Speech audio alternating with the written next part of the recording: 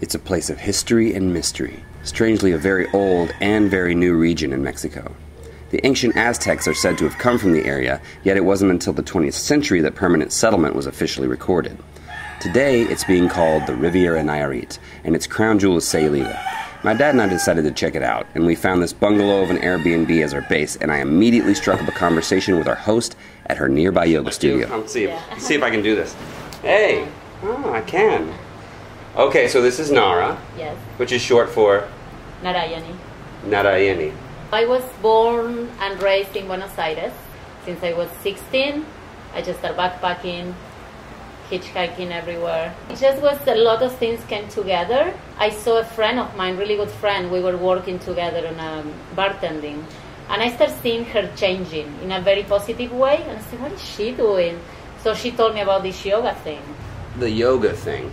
I've done yoga. I know people preach and preach and preach about yoga. Oh my God. And so this spiritual transformation thing that you're talking about, can you elaborate on that? Yes, yoga is a way of living. You see, okay, let's go into warrior one. You do the posture. It's not only working on your physical body, that's the thing.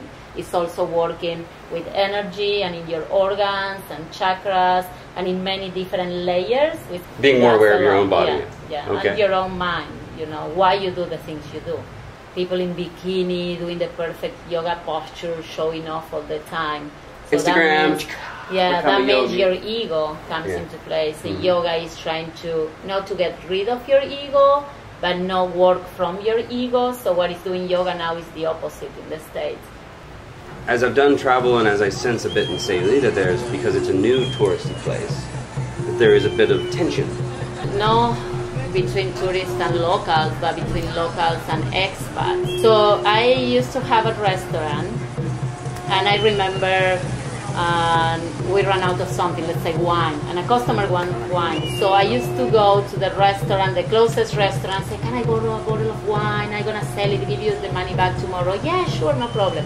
Now, it's like, no way. If you don't have wine, better for you, you close down, and I have more business. So there is this greed growing in town. That's the problem. People that come here just to take and not to give. So that's what there is no balance. Does this make you sad about your town? Does it make you want to leave? Does it make you want to fight for what Sayulita was about? I can't fight for anything. What it is. We can't stay in the past. And I think transformation is the only constant thing in life is changing, right? It's the only thing we know. Everything changes. So either embrace the change or embrace the change. Move with it or move away from it. Sayulita, Mexico, the region of Nayarit. It's first time in Mexico, and didn't sleep so well last night because roosters were squawking all bloody night. Yeah, well, I've already got some video of it. Oh, do you? Yeah, I woke up this morning and was like, what? Listen to this. Just listen.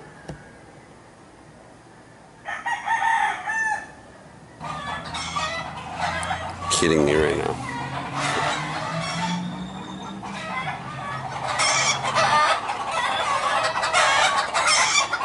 Our neighbors, the chicken coop. And places like probably these guys, these called roosters, dude. Yeah. All right, you badass. Yeah, he looks all badass, doesn't he? Yeah. One of the major draws for Sayulita and the surrounding area is surfing. That's what sealed the deal for me. I soon found out that not only surfers are drawn here in droves, but also dogs. They are everywhere. One day during breakfast, my dad and I counted how many we saw within eye shot, and within a few seconds, we counted 7. They are an integral part of the Sayulita story. And like the humans we met, they're super friendly. How good am I at surfing? Yeah. Oh, terrible. I'm terrible at surfing. I might be the worst person in Sayulita at surfing. I mean, it's even fun to suck. It's fun to be awful at surfing. But it would be a lot more fun to be good at it, or, you know, not terrible. Surfing is a relatively new thing for me, and I don't get to do it very often, but I love it. It's an excellent challenge, a constant ego check, and a fun way to harmonize with this massive force of nature. And, interestingly enough, it's a good way to meet people. Tell me a little bit about your story, dude. How'd you get from Canada all the way down to Sayulita? bought a plane ticket and I had no fucking idea where to go, so I went to Cabo San Lucas because it was the only place that had a direct flight. That place sucked so bad. I hated it. Heard it was cool here. Go check it out. Okay. Was playing banjo the whole way down for money, gas money. They love that shit down here. They don't see that. Right. If they won't let me into the States again, I'm just coming straight back here. Why wouldn't they let you in the States? I crossed the border illegally and got busted. So I got a 5-year ban. It's not often you hear about a Canadian being the illegal immigrant. I know, I was the only white guy in the whole dorm. But there's no final destination, right? No, man, I win either way. If I can't go to the States, I'm coming back right back here. What's the design here in the face? This represents my freedom. In what way? How does that represent your freedom?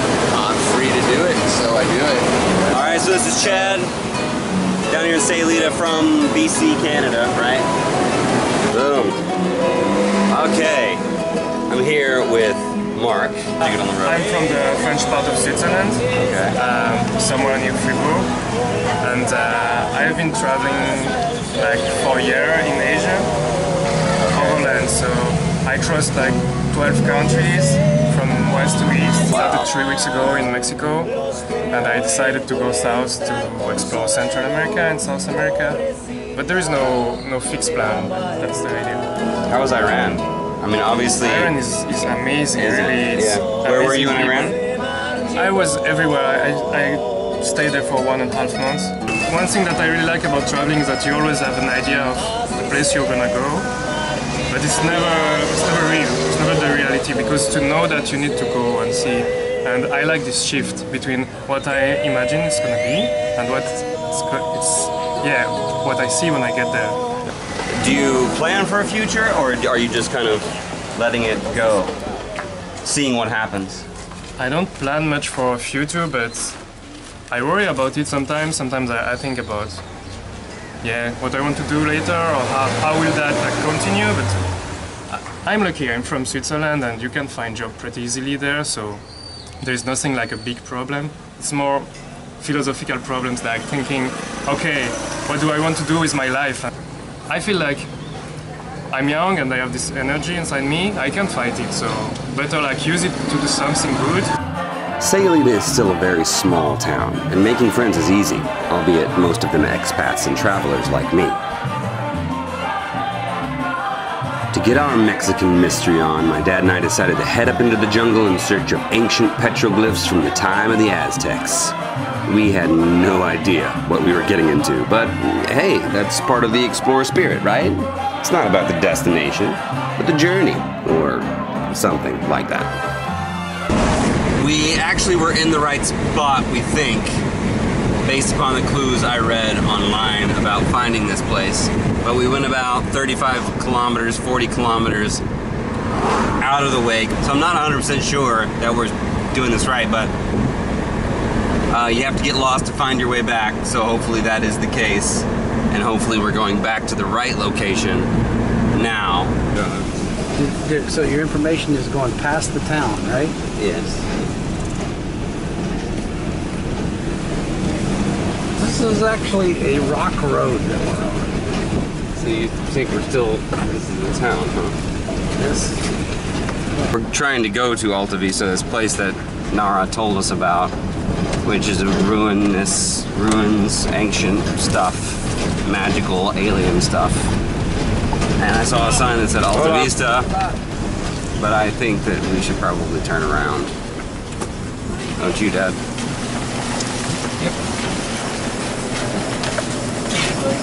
This way? This way? Back the other way. And so go back, and then this way? I'm losing faith a little bit. We've been now on this road, the other side of the fork. So we're on the doorstep of what we were looking for, but we failed. We didn't find the ancient ruins,